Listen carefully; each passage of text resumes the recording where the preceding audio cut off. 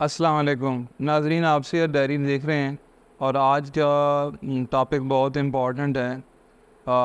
ان تمام لوگوں کے لیے جو اپنا علاج معالجہ کروا رہے ہوتے ہیں یا وہ لوگ جو علاج معالجے کی سہولت دے رہے ہیں۔ میری مراد ہے کہ اگر کوئی بندہ طب جدید کی تعلیم حاصل کر رہا ہے یا پریکٹس کرنا چاہ رہا ہے، یعنی وہ MBBS کا اسٹوڈنٹ ہے، وہ BDS کا اسٹوڈنٹ ہے، وہ FTJ کر رہا ہے، فاضل طب الجراحات کر رہا ہے، وہ bachelor of eastern medicine surgery BIMS کا کورس کر رہا ہے، وہ ہومیوپیتھک میں ڈگری کر رہا ہے، وہ نرسنگ میں ڈگری کر رہا ہے، وہ فنسار سٹور پہ اپنا فنسار کی پریکٹس کرنا چاہ رہا ہے، یا وہ فارماسسٹ ہے اور وہ فارمیسی کی پریکٹس کر رہا ہے کمیونٹی فارمیسی پہ۔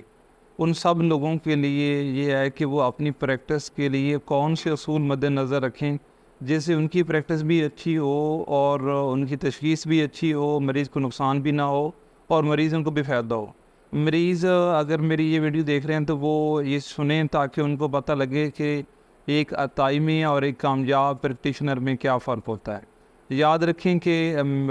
جو مریض ہے اس تک پہنچنے والی جو پریکٹس اور جو کیئر ہے وہ 3 طرح سے ہوتی ہے۔ وہ میڈیکل کیئر ہو سکتی ہے جو اس کو ایک حکیم، ایک طبیب، ایک ڈاکٹر، ایک ہومیوپیتھ دے گا۔ وہ نرسنگ کیئر ہو سکتی ہے کہ جو اس کو ادویات دے رہے ہیں، سمجھا رہے ہیں اور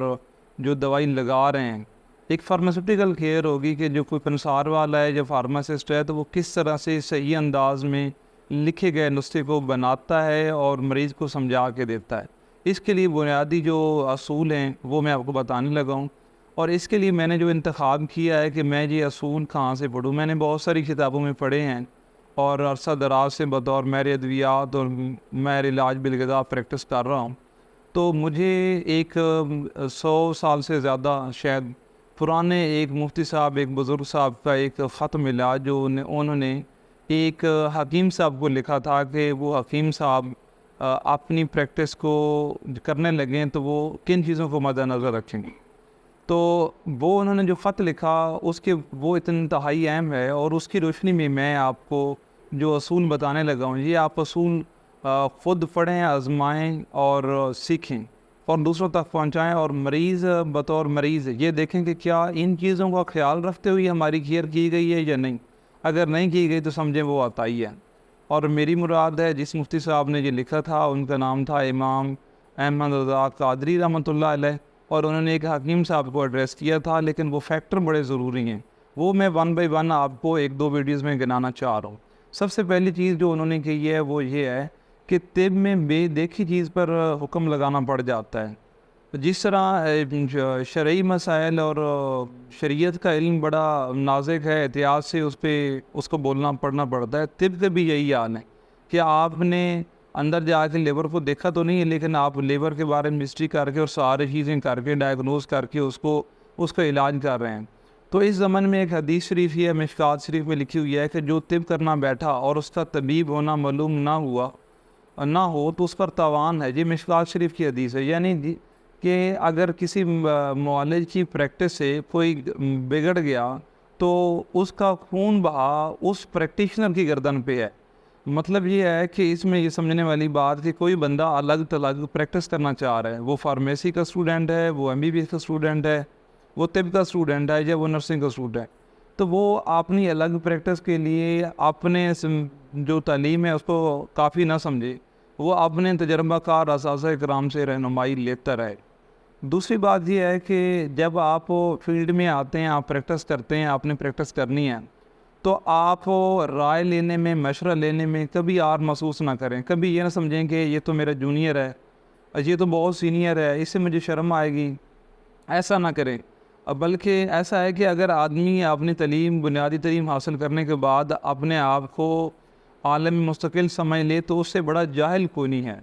آپ نے یہ سمجھ لیا کہ مجھے سارا کچھ ہی پتہ ہے اور اس سارے کچھ کی بنیاد پہ اپنے پریکٹس شروع کر دی، تو آپ کو بھی نقصان ہے، آپ کی پریکٹس کو بھی، اور آپ کے مریض کو بھی نقصان ہے۔ دوسرا اس کا تیسرا فیکٹر یہ ہے کہ کبھی بھی محض اپنے تجربے پر بغیر تشخیص کے علاج نہ کریں۔ یہ نہ سمجھیں کہ جی آج کل تو ایمرجنسی میں ڈاکٹر ہوں اور تو گیسٹرو کے پیشنٹ آ رہے ہیں، بس یہ بھی گیسٹرو کا ہے، یہ بھی گیسٹرو کا ہے۔ اور جو ہمارا حکیم حضرات ہیں، اگر وہ یہ سمجھیں کہ ہر بندہ ہی گرمی کا مریض ہے اس دور میں سردی کا مرض کہاں سے ہو گیا؟ ہو سکتا ہے وہ گرمی کے رد عمل کی وجہ سے سردی کی علامات ظاہر ہوں. تو ہرگز آپ نے نا بغیر تشخیص کے صرف ایسا نہیں کرنا کہ مجھے سمجھ آ گئی ہے، بلکہ فیکٹر ذہن میں رکھنے. کون سے فیکٹر ہیں جو آپ کو ذہن میں رکھنے چاہیے اگر آپ پریکٹس کر رہے ہیں؟ کہ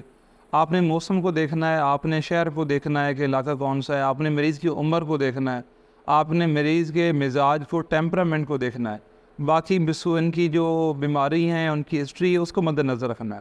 تو کیونکہ ایک نسخہ بارہ ایسا ہوتا ہے کہ ایک ہی مرض کے لیے آپ اپلائی کرتے ہیں وہ ٹھیک ہوتا ہے، لیکن ان فیکٹر کو ذہن میں رکھنا ہوتا ہے. ایک نسخہ وہی نسخہ وہ مرد کے لیے تو بہت اچھا ہے لیکن عورتوں کے لیے نہیں ہوتا. جیسے حکیم اشرف شاکر رحمۃ اللہ علیہ نے اپنی کتابوں میں باداموں کی پھیکی سردی کا بڑا ذکر کیا ہے، اور ساتھ میں یہ لکھا ہے کہ خواتین کے لیے ہر وقت یہ اچھا نہیں ہے، مردوں گرمی کی صورت میں مردوں کے لیے زیادہ مفید ہے. تو اس طرح بہت ساری چیزیں ہوتی ہیں. ایک ہی نسخہ ہے، اس کو عمر، مزاج اور اپنا موسم اور شہر اور بہت سارے دوسرے فیکٹر کو ذہن میں رکھ کے استعمال کروایا جاتا ہے، ادروائز وہ نقصان دہ ہو سکتا ہے. چوتھی بات یہ ہے کہ کبھی بھی اپنے جو مرکب مرض ہے اس کو ایزی نہ لیں. مرکب مرض سے یہ مراد ہے کہ آپ نے بلڈ پریشر کی دوا دینی ہے تو آپ بلڈ پریشر کی دوا دیتے ہیں جب مریض کو صرف بلڈ پریشر ہوتا ہے. اب اگر اس کو کوماربڈیٹی ہے، بلڈ پریشر کے ساتھ شوگر کا مرض بھی ہے، اگر میں ایلوپیتھک ادویات کی بات کروں تو ایک پیشنٹ شوگر کا پیشنٹ ہے، اگر وہ صرف بلڈ پریشر کا تھا تو شاید آپ نے اس کو اٹینولول دی، آپ نے انڈرال، پروپنالول دی، بیٹا بلاکر ادویات دیں کہ اس کا بلڈ پریشر نیچے آتا ہوگا، وہ ٹھیک ہے. جب آپ کو پتہ لگا کہ یہ بندہ شوگر کا بھی مریض ہے تو اب آپ نے وہ بیٹا بلاکر اس طرح سے نہیں دینی. تو یہ فیکٹر آگے کہ جب ایک بیماری کے ساتھ دوسری بیماری جڑنے شروع ہو جاتی ہیں، جگر خراب تھا ساتھ گردے بھی خراب ہونا شروع ہو گئے، آپ میں پیٹ بھی خراب ہو گیا اور دوسرے مسائل ہیں، تو پھر آپ نے ایک طرح کی ادویات نہیں لینی ہوتی ہیں، آپ نے کوماربڈیٹی کا خیال رکھنا ہوتا ہے. اسی طریقے سے اگر آپ تشخیص کرنا چاہ رہے ہیں اور آپ ایک آدھ فیکٹر ذہن میں نہ رکھیں، آپ یہ نہ سمجھیں کہ مریض کے جو ساتھ بندہ تھا اس نے یہ علامات بتائی تھی، یہ مریض یہ بول رہا ہے، یا اس کا میں نے اگر حکیم ہے تو آپ کہیں میں نے قارورہ کا معائنہ کر لیا، پیشاب کا معائنہ کر لیا تو بس وہ کافی ہے، یا آپ سمجھیں کہ میں نے اس کے ہسٹری لے لی ہے تو یہ کافی ہے. نہیں، آپ اپنی پریکٹس میں اپنی جو تشخیص ہے اس میں بھلے آپ نے ہزاروں دفعہ ایسے کامیابی لی ہو، لیکن جتنے بھی آپ کے پاس موجودہ سہولت ہے کہ آپ تشخیص کے لیے جن چیزوں کو بروئے کار لا سکتے ہیں وہ چیزیں بروئے کار لائیں. اس کے بعد اگر سینئر سے رہنمائی لینی پڑے تو آپ لیں، اور اس کے بعد جا کے آپ نے اس کو تشخیص کو فائنلائز کرنا ہے. اسی طریقے سے اگر کوئی ایسا موسم ہے آپ کو پتہ کہ یہ آدھے سال کا درد ہے اور اس کے لیے تو میں فلان اس کا استعمال کرواتا ہوں، اگر آپ طبیب ہیں تو آپ کہتے ہیں میں تو پپلا مول استعمال کروائی تھی، میں نے تو اس سے خدوس یوز کروائی تھا. اور اگر آپ دوسری پریکٹس میں ایلوپیتھی میں آپ کے میں نے انڈرال گولی دی سی، فرق پڑ گیا تھا، ایسا نہ کریں. چھوٹی سے چھوٹی علامات کو ہلکا نہ جانیں، دشمن کو ہلکا نہ لیں، وہ بہت بڑا مسئلہ ہو سکتا ہے. ٹی بی ہے، آپ کو لگتا ہے کہ جی پھیپھڑے سے متعلقہ معمولی سی علامت ہے، ہو سکتا ہے اگر آپ اس کو محنت کریں، تشخیص کرتے چلے جائیں اور وہ ٹی بی ڈائگنوز ہو. تو اسی طرح اور ایک اور اصول یہ ہے کہ جو مفتیان کرام ہیں جنہوں نے شریعت کو حکم دینا ہوتا ہے وہ اس چیز پہ حکم دیتے ہیں کہ جتنی کچھ ایک سائل نے ہسٹری بیان کی ہوتی ہے کہ یہ ہوا، اگر ایسا ہے تو اس کے اوپر کیا حکم لگے گا، تو مطلب وہ بیان کردہ چیز پہ فتویٰ لگا سکتے ہیں. لیکن طب کے معاملے میں اس سے بھی زیادہ سختی ہے کہ آپ نے ایسا نہیں کرنا، بلکہ آپ نے بیان سننا، اس کو پرکھنا ہے، سارے فیکٹر دیکھنے ہیں اور ایک حتمی تشخیص کر پہنچنا ہے، اور فیکٹر بھی ساتھ لینے ہیں. صرف اور صرف ان کی جو بیان کردہ حالت ہے اس پہ نہیں رہنا، ان ساری فیکٹر کو دیکھیں گے تب جا کے آپ اس پہ اپلائی کریں گے کہ اس کو یہ مرض ہے اور اس کو یہ دوا دینی ہے. تو انشاءاللہ ہم اگلی ویڈیو میں اسی تسلسل کے ساتھ آپ کو طبی اصول بتائیں گے. آپ اگر مریض ہیں، حکیم ہیں، ہومیوپیتھک ہیں، آپ ڈاکٹر ہیں، پریکٹیشنر ہیں، تو آپ ان چیزوں کو ضرور ذہن میں رکھیں. اور آپ سے درخواست ہے کہ آپ ہمارے یوٹیوب چینل کو سبسکرائب کریں تاکہ آپ کو ہماری جو مفید ویڈیوز ہیں، معلومات ہیں، وہ آپ تک پہنچتی رہیں. اور یہ ایک آگاہی مہم کا سلسلہ ہے، اس میں آپ کا ساتھ چاہیے. آپ ہماری یہ معلوماتی ویڈیو خود بھی تسلی سے مکمل سنیں، فیڈ بیک دیں. اگر کسی بھی بیماری کے بارے میں علاج بالغذا کی ضرورت ہے، آپ کو تشخیص کی ضرورت ہے، ہماری ہیلپ کی ضرورت ہے، تو فری میں آپ ہمارے دیے گئے واٹس ایپ نمبر پر رابطہ کر سکتے ہیں. آپ ہمیں تجویز دے سکتے ہیں، آپ ہمیں کہہ سکتے ہیں کہ آپ فلان ٹاپک پہ ہمارے ساتھ یہ مسئلہ ہے، اس کی رہنمائی کے لیے ایک ویڈیو بنا دیں. بہت شکریہ، جزاک اللہ.